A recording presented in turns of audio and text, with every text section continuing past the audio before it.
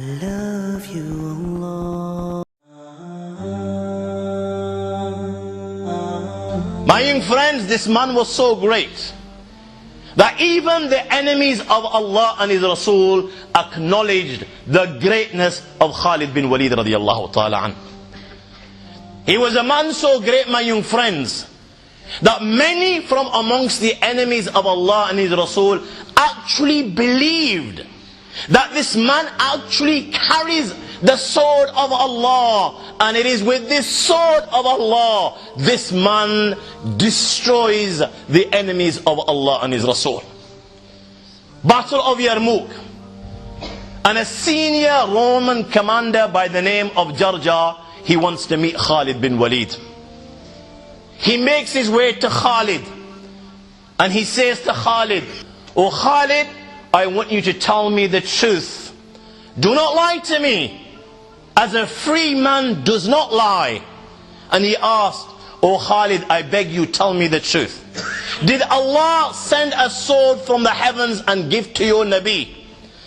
And did your Nabi Muhammad sallallahu alaihi wasallam in turn give you this sword, as a result of which you defeat and destroy your enemy whenever you meet them in battle?"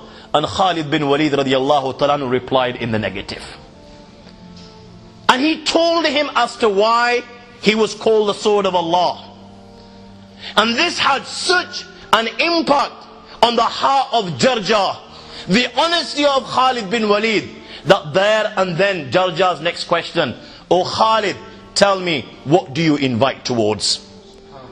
And Khalid said, "I invite towards the worship of the one Allah, the Lord of the Arsh and Kursi, my creator, your creator. I invite towards Iman, Islam. I invite towards Muhammad sallallahu alaihi wasallam as being the last and final messenger." Jarja asked, "Oh Khalid, tell me, if somebody were to embrace your religion and declare the kalima la ilaha illallah, what would his maqam and status be in your religion?" Look at the wisdom. Khalid bin Walid responds, "Oh Jarja, my deen is so beautiful that in my deen everyone is equal.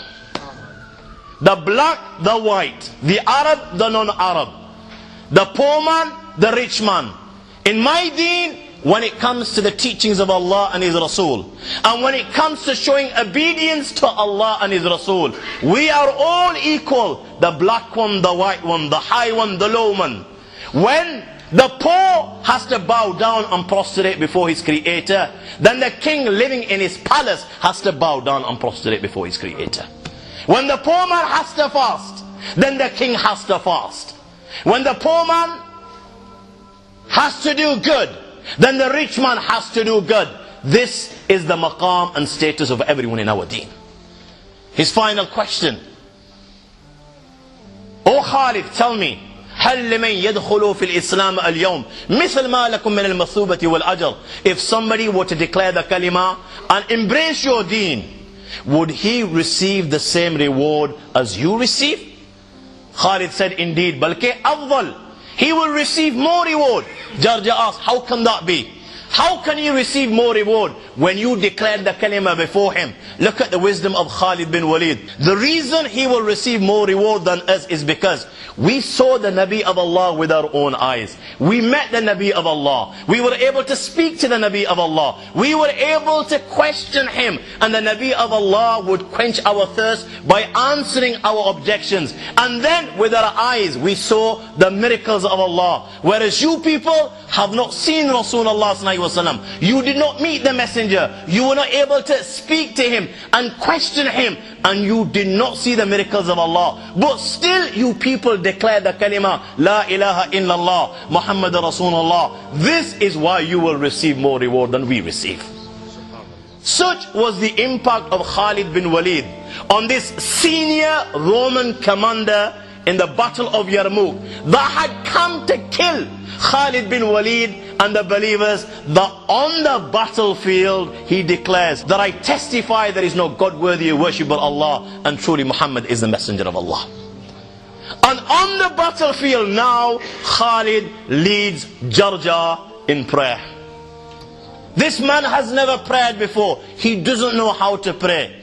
Khalid bin Walid says, "Allahu Akbar." Jarja says Allahu Akbar. Khalid bin Walid goes into ruku, Jarja goes into ruku. Khalid bin Walid goes into sajda, Jarja goes into sajda.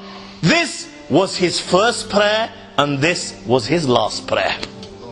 Because after this prayer, such was the impact of Khalid bin Walid on the senior Roman general that after the prayer, he rides alongside Khalid bin Walid heading towards the very same people that he'd just come from.